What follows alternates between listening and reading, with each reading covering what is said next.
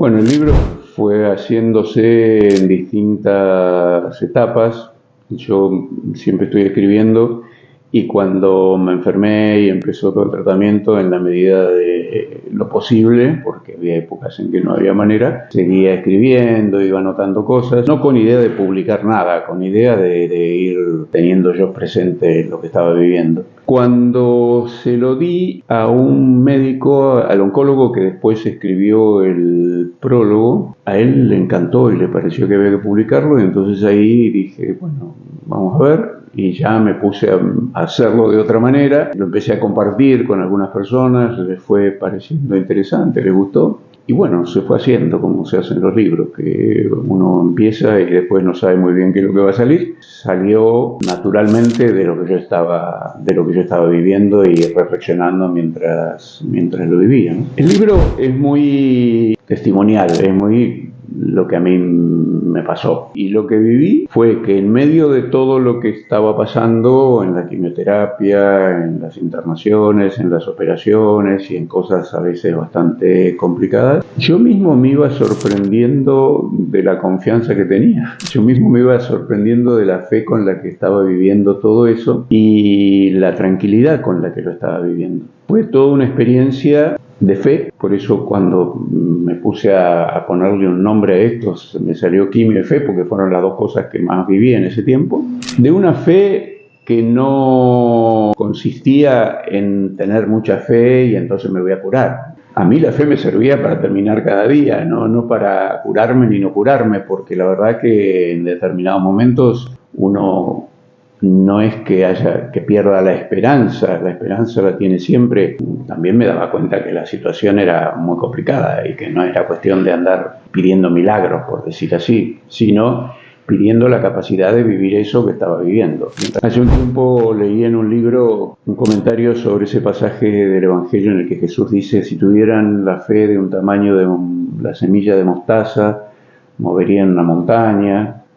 Y siempre los curas, cuando hablamos de eso, decimos, bueno, que una fe chiquita hay que hacerla crecer, pero en realidad lo que dice Jesús es que una fe chiquita es suficiente.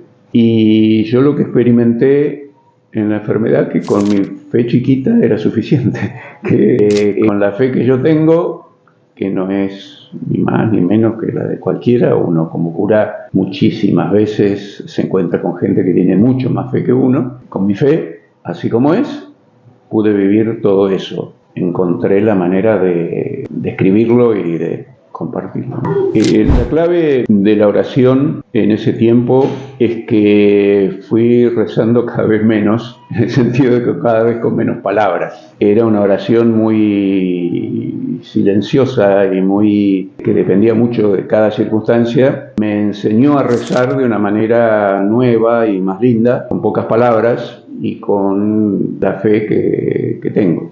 En ese contexto fui aprendiendo a ponerme en las manos de Dios, probablemente de una manera diferente, y a tener una imagen de Dios diferente, porque fui descubriendo hasta qué punto en la vida Dios siempre estuvo al lado mío, pero siempre respetando mis tiempos y mis posibilidades de responderle, por decir así.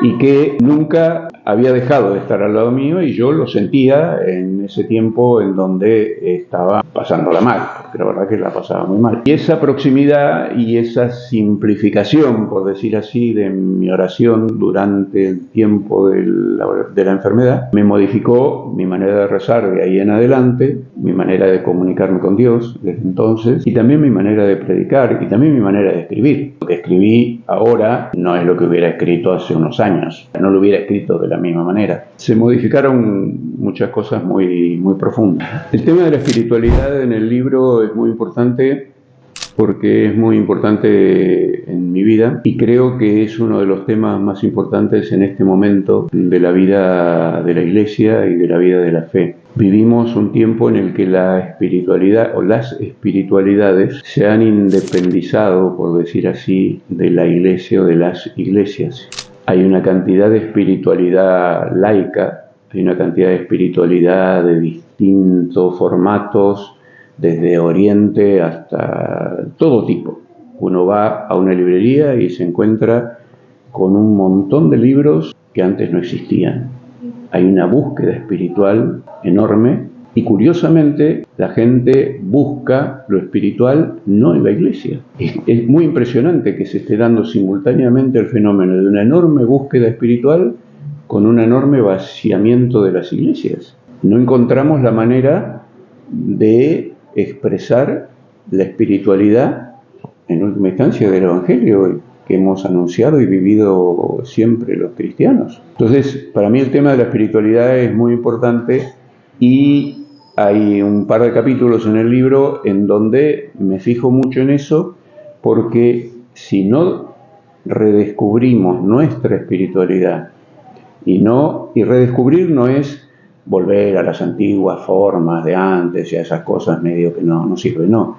Si no nos encontramos cada uno de nosotros con una experiencia espiritual verdadera y auténtica para compartir con los demás, y nos quedamos sin nada que hablar. Es impresionante, pero muchas veces uno se encuentra con gente sin ningún contacto con lo institucional religioso y una vida espiritual impresionante. Lo digo en el libro cuando hablo también de una gente que conocí a través de un antropólogo argentino que hablaban con una espiritualidad, gente que en su vida habían conocido nada ni del cristianismo, ni del budismo, ni de nada, en un lugar remoto del África. Todo ser humano tiene adentro la capacidad y la posibilidad de desarrollar su vida espiritual.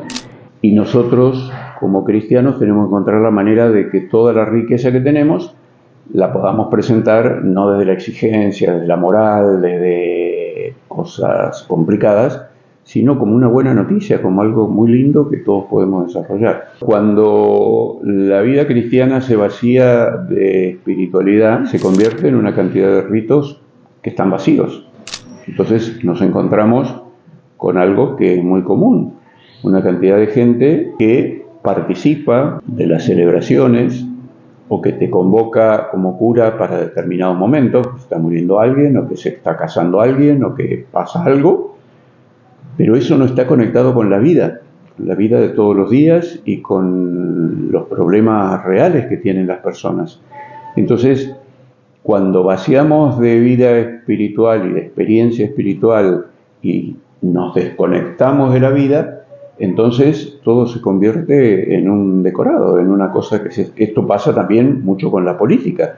La política utiliza la fe y lo religioso también como un decorado sin espiritualidad atrás, sino que manipula lo religioso. Incluso el Papa Francisco ha sido manipulado desde lo religioso por la política. Esto, en última instancia, tiene su raíz en la dificultad que tenemos de hablar con naturalidad, con alegría, con espontaneidad, de nuestra propia vida espiritual, que es nuestra vida, porque si no, estamos haciendo moral, o estamos haciendo política, o estamos haciendo otra cosa, y el Señor no vino ni para la política ni para la moral, vino para unirnos a Él desde el corazón, en una vida espíritu, en la vida del espíritu en nosotros. En la enfermedad yo por lo menos me reencontré con lo mejor de mí y lo mejor de Dios, con un Dios absolutamente vivo y concreto. En el ministerio, en las parroquias, en otro millón de cosas que uno hace, fácilmente queda atrapado en una cantidad de actividades que no son las esenciales, que no son las importantes, que se vacían, si se vacían de espíritu, se convierten en lo que decíamos hace un rato, en un decorado que no sirve para nada. En la enfermedad me fui encontrando con un Dios personal, cercano, me sentí acompañado. Esto es medio difícil de explicar, pero era un Dios que no me prometía nada.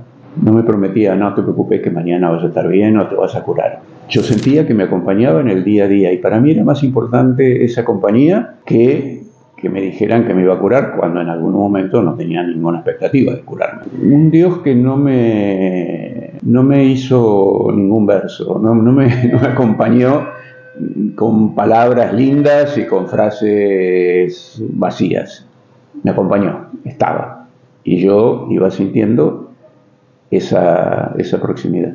Bueno, una de las cosas que pasa cuando uno está enfermo es que viene mucha gente a decirte frases lindas que a mí no me servían para nada. Que ya se va a pasar, que Dios siempre está con nosotros, que rezarle a la Virgen sí, yo ya sé todo eso. Pero en esos momentos a mí por lo menos no me servía y desde entonces trato de no hacerlo. Ese tipo de frases, cuando uno está enfermo, a mí me producían el efecto contrario. Yo necesitaba más silencio, cariño. Muchas veces ese tipo de frases lo que expresan es el susto que tienen los otros, el que tiene el que está enfermo. Muchas veces yo me daba cuenta que estaban más asustadas las personas que venían a consolarme que yo. Yo estaba bien. Y no, pero no te preocupes, que eso, yo no estaba preocupado. Estaba pasándola pésimo, pero no estaba preocupado. Estaba necesitado no de frases, sino a veces de que la gente estuviera en silencio, de que rezara, de que me acompañara, de que no me transmitiera la angustia que tenían ellos, porque yo ya con la mía tenía suficiente. Una de las cosas que sí que me pasó en ese tiempo fue que, volviendo a lo que te decía antes, fui simplificando mucho mi oración y mi fe, necesitando que se entendiera eso. Una de las cosas que me pasa es que a alguna gente no le gusta mucho esta postura mía de criticar, entre comillas, ese tipo de acompañamiento a la persona que sufre. Yo no digo que haya que hacer lo que hago yo ni lo que me pasó a mí. Yo cuento lo que a mí me pasaba. Y a mí lo que me pasaba era que me dijeran frases lindas no me servía. Yo necesitaba otro tipo de compañía y la tuve, vaya si la tuve. Si aprendí algo también durante ese tiempo es a no acompañar desde gestos y actitudes, por decir así, aunque suena feo, superficiales. Hay que acompañar con todo el corazón, con todo el alma, con toda la fe que uno pueda tener, pero hay que ahorrarse muchos discursos que en esos momentos no sirven. Cuando uno está enfermo, una de las cosas que pasa, o que me pasó a mí porque hay mucha gente que no le pasa, es que estuve muy acompañado. Uno como cura muchas veces se encuentra con enfermos que están muy solos. Yo por suerte, por gracia de Dios, estuve muy acompañado.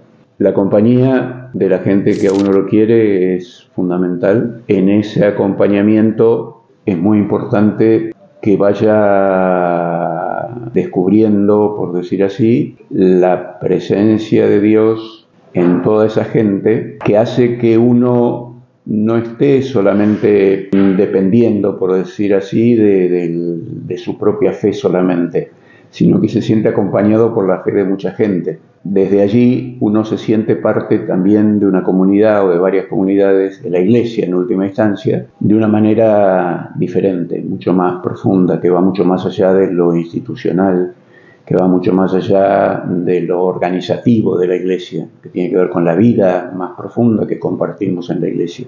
Médicos, enfermeras, enfermeros, amigos, curas, obispos, un montón de gente. Yo supe que estaba cerca y la sentí cerca y vinieron. Eso fue fundamental. No sé qué hubiera pasado sin eso, porque eso realmente hay días que lo que te sostiene es eso.